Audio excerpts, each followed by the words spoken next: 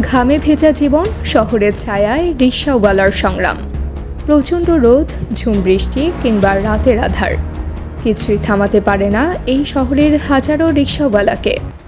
জীবিকার তাগিদে যারা প্রতিদিন ঘামে ভেজা শরীর নিয়ে টেনে নিয়ে চলেছেন শহরের যান্ত্রিকতা।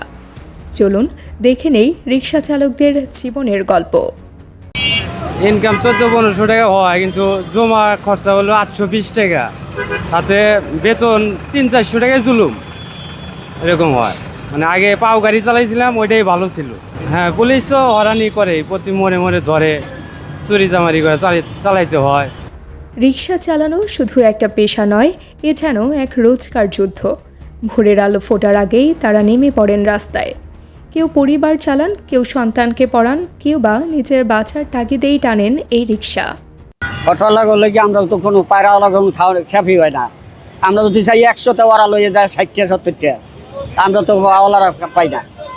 এই পাওয়ালাকে খুবই কষ্টে আছি আমরা, অনেক কষ্ট, বহুত কষ্টে আছি, যেটা বলার কোনো কি নাই। লেগে অটোওয়ালা করলে আমরা কোনো করতে পারি না। পায়ের রিস্কে চলে অনেক কষ্ট। আবার এই যে অটো যে নামছে, অটোর কারণে আমরা ভাড়া পাই না। ওটা না দিলে তো আমরা তো ভাড়াই ইনকাম করতে পারি না। অনেক আমার করে চলাফেরা অনেক কষ্ট হয়ে গেছে গান। সব মিলিয়ে সারাদিনে কেমন ইনকাম? সারাদিনে 600-700 টাকা করে মারা যায়। আপনাদের কোনো ম্যানেজমেন্টের শিকার হতে? ভাত বিল গাড়ি জমা দিয়ে মনে করেন 400-500 টাকা আছে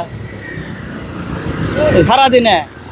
একদিকে পুলিশের হয়রানি, অন্যদিকে যানজট, রাস্তায় দুর্ঘটনার ঝুঁকি, সব মিলিয়ে কঠিন এই জীবন। তবুও বাঁচার আশায়, পরিবারের মুখে হাসি ফোটানোর চেষ্টায় থেমে থাকেন না তারা। ভাই আমরা অসহায় মানুষ, মধ্যবিত্ত ফ্যামিলি ভাই, আমরা রিক্সা চালায় চলি। আমরা রাস্তায় এলে রেকার ধরে, ছাত্র ধরে 1200 টাকা করে নেয়। আমাদেরকে পুলিশেরা ধইরা 1200 টাকা করে নেয়। বেকার বিল করে, কাগজটা দেখাইলে ওই দিনের ভিতরে আর ধরবো না স্যার, ঠিক আছে? আর মনে করেন স্টুডেন্ট ছাত্র উল্টাপাল্টা গেলে আর রিক্সা হয়ে গেছে কোটি কোটি রিক্সা। এই রিক্সা উঠায় দিব না থুইব, এগো ব্যাপারে না। আমরা তো কিছুই না। সপ্তাহে কতবার ধরে? সপ্তাহে মানে দিনে পাইলে দিনে 50 বারই ধরে। যেন এইখান থেকে সুইটে আইলে এইখানে ধরে, এইখান থেকে সুইটে আইলে এইখানে ধরে, কোনো জায়গায় শান্তি নেই। আয়ের থেকে ব্যয় বেশি। যানজটে হাঁসফাঁস করা শহরের ছন্দে এখনও চলতে থাকে 3 চাকার এক আস্থার বাহন। সেই রিকশার পেছনে যে ঘাম ছড়ানো সংগ্রামের গল্প, তা আমাদের খুবই চেনা, কিন্তু খুব কমই জানা।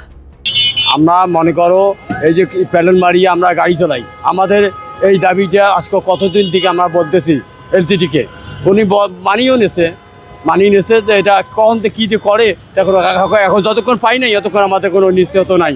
তো এখন আমার কথা যে তাদেরকে আমরা ধন্যবাদ জানাই এলজিডিকে, আমরা তার পক্ষে আসে আর দেবন। আমার কথা ভাই, আমরা এই যে পেটেল, আমাদের টাকা পয়সা নাই, আমরা কর্ম করি কীভাবে খাই ভাই, কীভাবে খাই?